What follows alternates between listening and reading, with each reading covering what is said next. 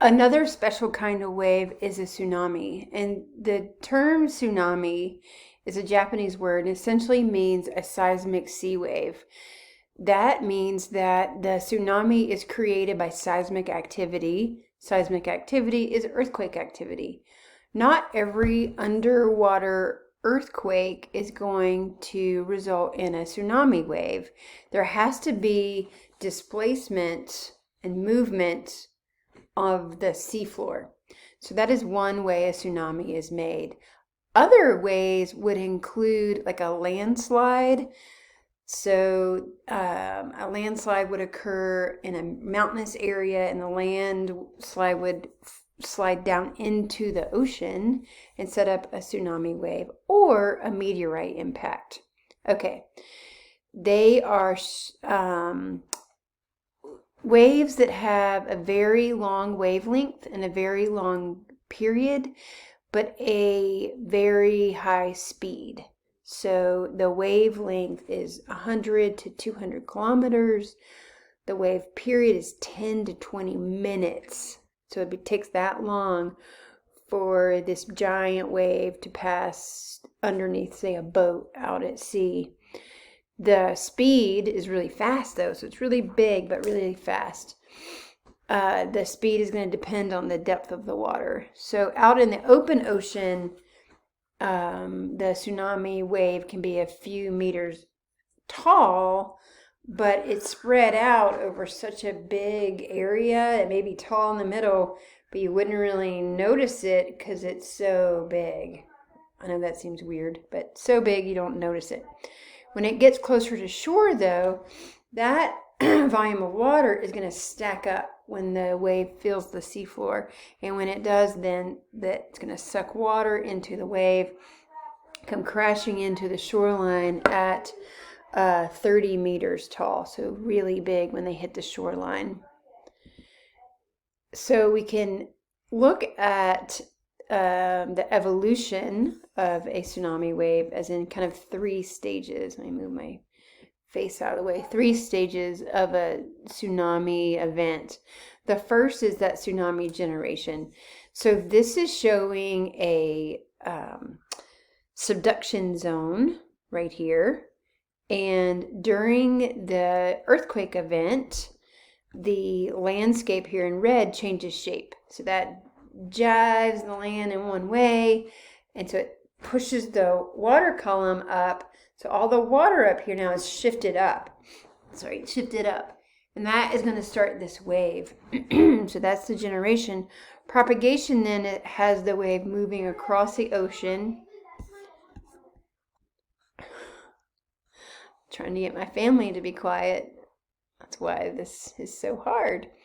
All right, wave propagation. That wave is now moving across the open ocean. When it starts to fill the sea floor, this is showing it on the other side of the ocean, then you have inundation where buildings are going to topple when the waves come in. So this is showing some buildings there on the land. So that's the 3 stages: generation, propagation, inundation. Here's an example of a tsunami that hit Japan in March 11th of 2011. We were on spring break here at ASU. I was actually hanging out at my aunt and uncle's house in Marietta, Georgia, just having coffee early in the morning, and news kept coming in of this event. And tragic event. And then later on, we got the news that this tsunami wave had actually destroyed a nuclear power plant that was built along the coastlines. It was pretty terrible. But this is showing you the arcs on here. These are lines that are showing the time and the stretch of that energy across the ocean. So where you see red there, they had recorded, you could record the wave of the tsunami across the whole of the Pacific. All right. After the Indonesian tsunami in 2004, there was a heightened awareness of tsunami activity. And they really upped their game around the world with the tsunami alert system. And these are buoys, so they're on the map. You can see individual buoys, and you can go online and you could Google this, and you can click on those individual buoys and get data about sea level. I'm going to move it over here. I'll just turn my face off. So each of those dots shows who owns the measuring devices, the stations, the buoys around the world.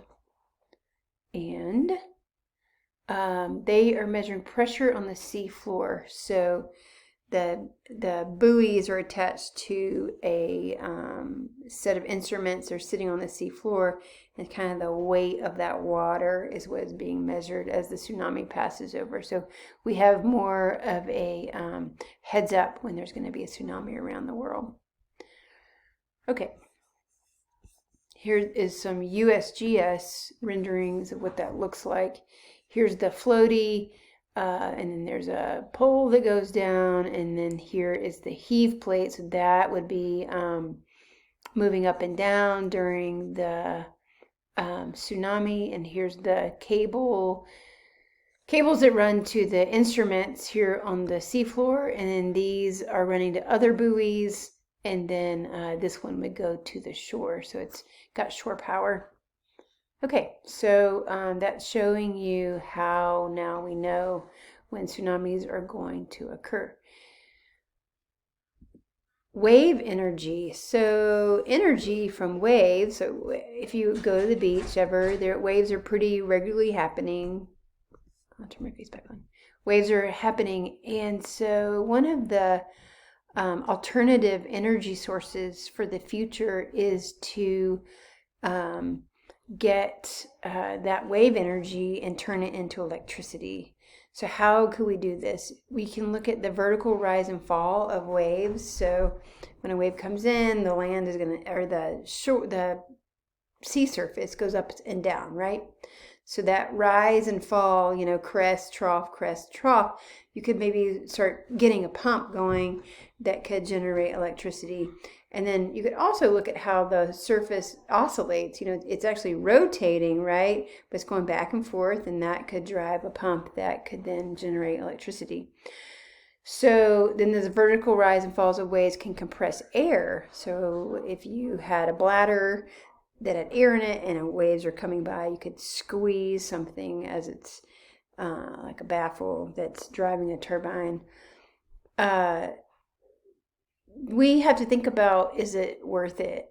If you've ever had a bicycle at the beach, corrosion happens so quickly with salt water, and where could you put these things that wouldn't be in the way of, oh hi, I got a big dog. Where could you put something like this that would not be in the way of recreation? Close the door. Dogs.